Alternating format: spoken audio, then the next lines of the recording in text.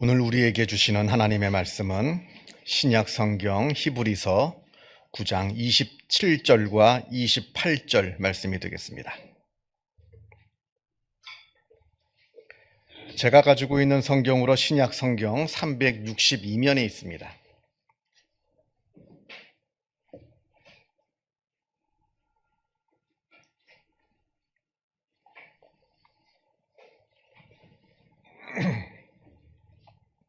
히브리서 9장 27절과 28절 말씀을 봉독합니다. 이 계시의 말씀을 봉독할 때에 살아계신 하나님의 음성을 다 함께 들으실 수 있기를 바랍니다. 한 번 죽는 것은 사람에게 정해진 것이요 그 후에는 심판이 있으리니 이와 같이 그리스도도 많은 사람의 죄를 담당하시려고 단번에 들이신 바 되셨고 구원에 이르게 하기 위하여 죄와 상관없이 자기를 바라는 자들에게 두 번째 나타나시리라. 아멘.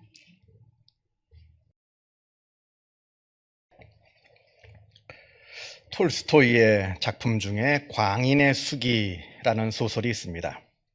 이 소설은 분명 소설입니다만 그러나 사실은 톨스토이가 직접 경험한 자신의 이야기를 쓴 겁니다. 소설 전쟁과 평화로 큰 성공을 거둔 톨스토이는 이제 막대한 부와 명성을 거머쥐게 되었습니다. 그러던 어느 날 저 멀리 어느 지역에 있는 어느 영지라고 하는 것은 이제 귀족들이 갖고 있는 땅입니다.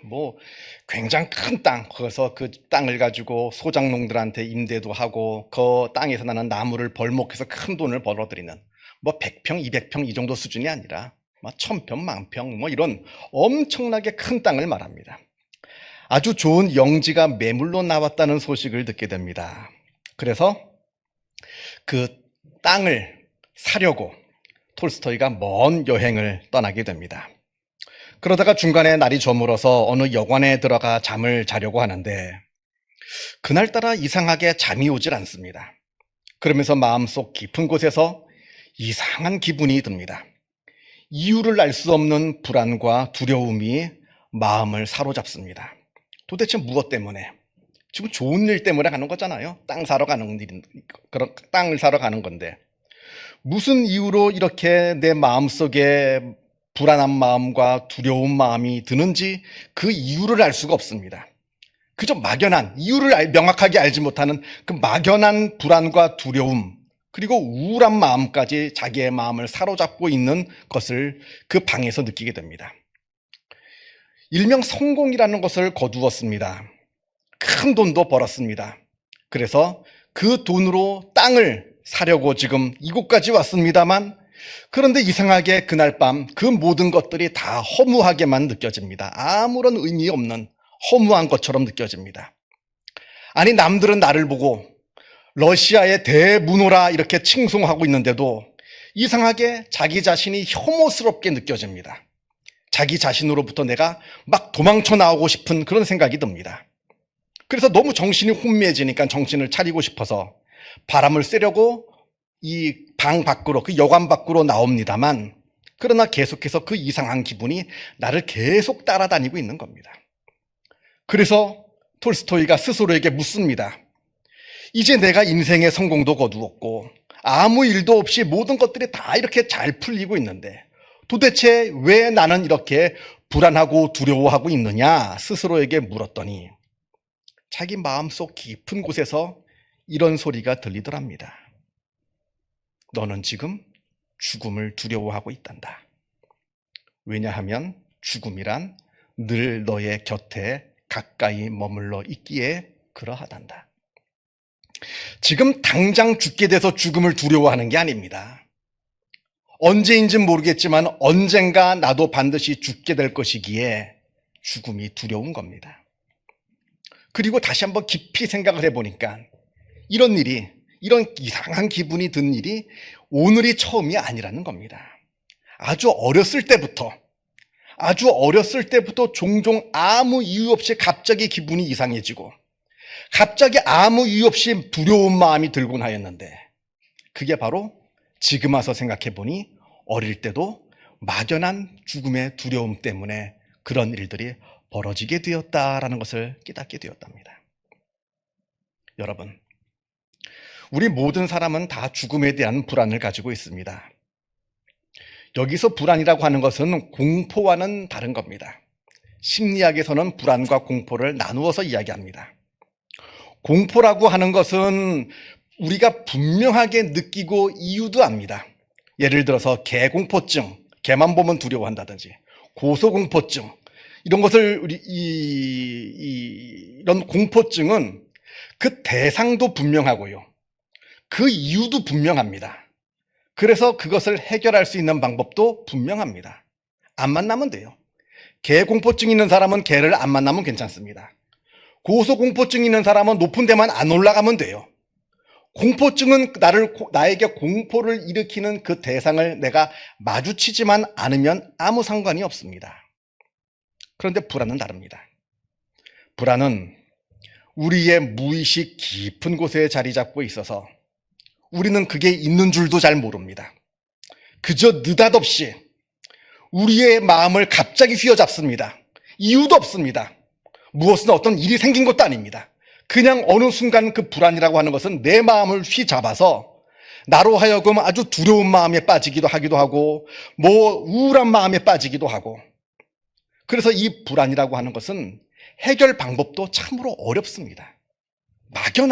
그냥 막연한 불안한 마음이 우리 마음 가운데 있다는 겁니다.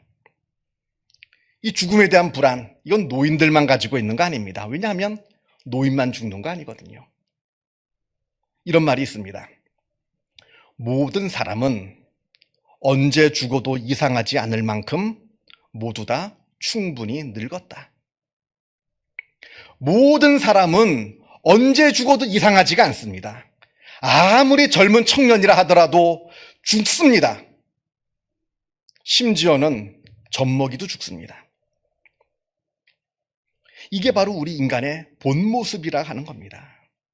그래서 모두에게는 죽음에 대한 불안이 있습니다. 다만 그걸 내가 인식하고 있느냐, 인식하지 못하고 있느냐의 차이일 뿐이지, 모든 사람들의 마음 깊숙한 곳에는 죽음에 대한 불안이 있습니다. 1974년에 미국의 플리처상을 받은 어니스트 베커가 쓴 죽음의 부정이라고 하는 책이 있습니다. 이 책은 굉장히 좋은 책입니다. 이 책은 우리 인간이 가지고 있는 죽음의 불안, 이것을 심리학적으로, 철학적으로, 또 문화 인류학적으로 아주 깊이 분석합니다. 그리고는 우리 인류가 지금까지 쌓아 올린 그 모든 과학기술, 사회제도, 문화, 모든 문명은 전부 다 우리 인간이 죽음을 벗어나기 위한 일종의 몸부림이다, 이렇게 정의합니다.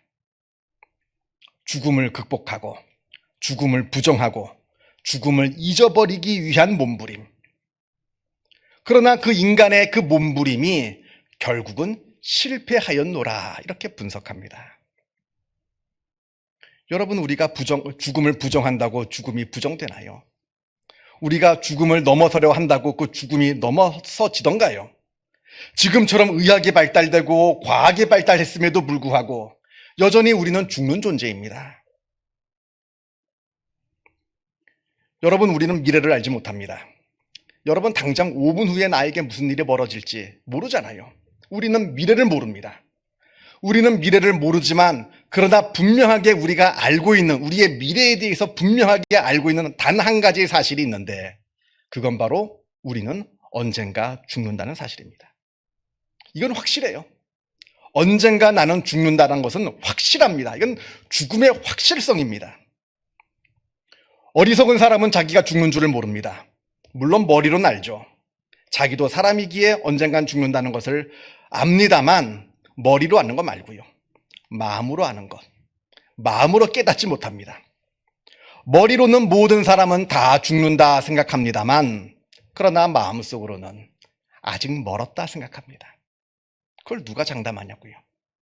또 내가 한참 뒤에 죽는다 치더라도 그게 무슨 차이가 있나요? 언젠가는 결국 죽게 되는데. 어리석은 사람은 자기의 죽음을 부정하고 죽음을 잊어버리려고 다른 것에 몰두합니다. 돈이나 쾌락이나 취미 같은. 그러나 그러면 그럴수록 점점 더 그 사람은 속물이 됩니다. 성숙하지 못한 유아기적인 사람의 수준에서 머물르게 됩니다. 벗어나질 못하는 거예요. 미련한 사람이 되고 마는 겁니다. 여러분, 우리가 이걸 분명하게 알아야 되는데요. 우리가 죽음을 외면하면 외면할수록 오히려 그 죽음은 우리의 깊은 무의식 속에 자리 잡고 있어서 우리를 더욱더 사로잡고 우리를 더욱더 괴롭힙니다. 여러분, 인간의 꿈이 70%가 악몽이래요. 여러분들도 그런 경험을 할 겁니다. 여러분의 꾸는 꿈의 70% 이상은 악몽입니다. 그게 심각하든 심각하지 않든 간에 좋지 않은 꿈이에요. 꿈이라고 하는 것은 우리의 무의식 깊은 곳에 있는 것들이 올라오는 겁니다. 우리가 의식을 놓으니까 잠잘 때 내 꿈을 보면 내가 얼마나 불안에 떨고 있고 내 마음 가운데 얼마나 공포와 두려움이 자리 잡고 있는지, 불안이 자리 잡고 있는지 깨닫게 됩니다. 근데 보통 사람들은 그걸 알지 못해요. 자기 자신을 돌아보질 않으니까. 자, 그런 반면에 지혜로운 사람은 죽음을 외면하지 않습니다. 죽음을 똑바로 바라봅니다. 나도 언젠가 죽는다는 사실을 분명하게 인정합니다. 머리로만 그렇게 인정하는 것이 아니라 마음으로 인정합니다. 그래서 죽음의 현실성을 받아들입니다. 사람들은 마치 그러면 큰일 나는 것처럼 이야기합니다. 그래서 삼류 심리학자들은 죽음을 생각하지 말아라, 취미를 가져라 이야기합니다만 그렇지가 않습니다. 오히려 죽음을 내가 적극적으로 수용하고 받아들일 때 그때 죽음을 극복할 문이 열리게 됩니다. 바로 믿음이라고 하는 죽음을 극복할 문이 새롭게 열리게 됩니다. 우리가 죽는 존재라는 것을 깨달을 때 그때 우리는 비로소 하나님의 구원의 손을 진실되게 우리가 붙잡게 되는 겁니다. 이게 진짜 믿음인 겁니다. 내가 죽는다는 사실을 우리가 깨닫지 못하니까 믿어도 흐리멍텅하게 믿는 거예요. 내가 죽는다는 걸 진실되게 한번 깨달아 보세요. 흐리멍텅하게 믿어지나요? 간절하게 믿게 되죠. 영생을 주시는 하나님을 간절하게 구하게 됩니다. 내가 유한한 존재임을 정말로 깨닫게 되면 무한하신 하나님을 붙잡을 수밖에 없습니다. 내가 무능한 존재라는 것을 진실되게 깨닫는 사람만이 전능하신 하나님을 간절하게 붙잡게 된다는 겁니다. 이건 교회를 오래 다녔느냐 짧게 다녔느냐 그 문제가 아닙니다. 교회를 오래 다녔다고 다 믿음이 좋은 거 아니거든요. 나의 죽음을 인정하고 하나님의 구원의 손을 간절하게 붙잡는 것, 이게 믿음인 것이고요. 이것이야말로 죽음에 대한 진정한 승리라고 하는 겁니다. 오늘 본문의 28절을 보게 되면 죽음에 대한 승리는 오직 그리스도의 십자가의 죽음과 부활을 통해서 이루어짐을 말씀하고 있습니다. 그리스도께서 우리의 죄를 담당하시려고 십자가에 달려 돌아가셔서 우리가 구원 곧 영생에 이르게 되었다라고 말씀합니다. 물론 오늘 본문 28절에는 부활이라고 하는 단어는 없어요. 부활이라고 하는 단어는 없습니다만 28절 맨 마지막을 보게 되면 두 번째 나타나시리라 되어 있는데 이건 바로 예수님의 재림을 말씀하고 있는 겁니다. 그러니까 예수님께서 십자가에 달려 돌아가시고 부활하시고 승천하셔서 다시 재림하게 되실 것이다. 그러면 우리의 구원이 완전하게 이루어지게 될 것이다. 그래서 예수님의 십자가의 죽음과 부활과 승천과 재림을 다 이야기하고 있습니다. 중요한 것은 예수님의 죽음과 부활, 이것을 통해서 우리가 영생을 얻게 되고 구원을 얻게 되고 천국에 들어가게 된다 하는 것을 오늘 본문 27절과 28절에서 말씀하고 있는데 중요한 것은 27절입니다. 우리에게 예수 그리스도의 십자가의 죽음과 부활을 통해서 우리는 구원을 얻는다 말씀하시기 전에 27절에서 무엇을 우리에게 다시 한번 확인시키냐면 한 번 죽는 것은 사람에게 정해진 것이요 그 후에는 심판이 있으리니.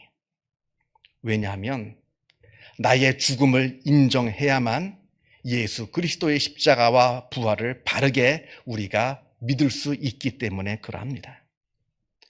나의 죽음을 깨닫지 못하면 머리로 아는 거 말고요. 다시 반복합니다만 머리로 아는 거 말고 내 마음속으로 나는 죽는 존재다. 언젠가 나는 죽는다라고 하는 그 사실을 내 마음속으로 절감하지 못하는 사람은 아무리 교회를 오래 다니고 부활을 바라본다 하더라도 진실되게 부활을 바라보지 못하고 구원을 바라볼 수가 없다는 이야기입니다. 우리가 오늘 부활절로 보냅니다. 이 부활절은 단순히 2000년 전 예수님의 부활하심만을 생각하는 건 아닙니다. 물론 예수님의 부활을 기뻐하고 찬양합니다만 그 예수님의 부활은 바로 나의 죽음의 문제를 해결하는 나의 구원이요 나의 부활을 의미하는 것이라는 것을 우리가 믿는 날이라는 거예요. 오늘이 그토록 두려운 그 죽음의 문제를 예수님의 부활의 첫 열매 되시는 예수님의 부활로 말미암아 그 부활이 나에게도 임한다는 것을 우리가 믿고 확인하고 그것을 감사하고 찬양하는 날이라는 겁니다. 이것을 깊이 묵상하였으면 좋겠고요. 그리고 또 한 가지, 고린도전서 15장에 바울이 이렇게 말합니다. 나는 날마다 죽노라. 이 이야기는 물론 육체적인 죽음을 의미하는 것은 아닙니다. 매일 죽을 수는 없으니까요. 한 번 죽는 거지. 그러나 여기서 말하는 내가 날마다 죽노라 하는 이야기는 내 자신을 내려놓고 정말로 하나님을 위해서 나는 살겠노라 하는 다짐이라는 겁니다. 하나님을 위하여 날마다 죽는 삶, 이러한 삶을 사는 사람은 날마다 부활을 경험합니다. 왜냐하면 나는 날마다 죽으니까 날마다 부활을 경험하는 거예요. 그 부활의 기쁨, 그 부활의 그 영광을 날마다 경험하게 됩니다. 이거는 그냥 경험할 수 있는 게 아니에요. 내가 나 자신을 매일매일마다 내려놓을 때, 그래서 날마다 하나님을 위해서 사는 삶, 나 자신을 향해서 날마다 죽는 삶을 살아갈 때, 내가 내 자신을 내려놓을 때 부활의 영광을, 부활의 기쁨을 우리는 누리게 된다는 겁니다. 다시 말씀드리지만 오늘 우리 부활절을 보내고 있습니다. 이 부활의 기쁨이 예수님의 부활에만 머물지 마시고 나의 부활임을 늘 깨달으셔서 나의 죽음을 깊이 한번 묵상하시고 또한 나의 육신의 죽음뿐만이 아니라 내 삶 자체가 늘 하나님을 위하여 죽는 삶, 그리하여 하나님을 위하여 부활하는 삶을 경험하시는 복된 우리의 삶이 되기를 주님의 이름으로 축원합니다. 기도하겠습니다. 사랑과 은혜가 충만하신 하나님 아버지, 죄인된 우리를 구원하시고자 이 땅에 예수 그리스도를 보내주시고 십자가를 통해서 우리에게 하나님의 구원과 영생의 은혜를 베풀어 주심에 그 은혜에 감사드립니다. 아버지 하나님, 우리가 하나님의 은혜로 말미암아 구원받은 존재, 영생을 누리는 존재임을 우리가 늘 기억하게 하여 주옵소서. 그러나 그것에 먼저 전제되어야 하는 우리의 죽음이 있음을 우리가 늘 기억하게 하여 주옵소서. 우리가 이 땅에 영원히 살 수 있는 영원한 그 불멸의 존재가 아니라 언젠가는 죽어야 하는 필멸의 존재임을 우리가 깨달아 알아 나의 구원이 끝이 아니요 그 이후에 영생이 있음을 또한 바라볼 수 있는 참된 믿음의 사람들이 다 되게 하여 주옵소서. 또한 우리의 삶이 날마다 하나님을 위하여 죽는 삶이 되게 하여 주옵소서. 나를 위하여, 나의 탐욕을 위하여, 나의 이기적인 욕심을 위하여 살아가는 삶이 아니라 내 스스로를 늘 내려놓고 하나님을 위하여 살아가는, 그리하여 부활의 그 기쁨을 늘 누리면서 살아가는 복된 우리의 삶이 되어질 수 있도록 하나님께서 우리들의 마음과 믿음을 주장하여 주옵소서. 모든 것 하나님께 의탁드리오며 이 모든 말씀 우리 주 예수 그리스도 이름으로 기도하옵나이다. 아멘.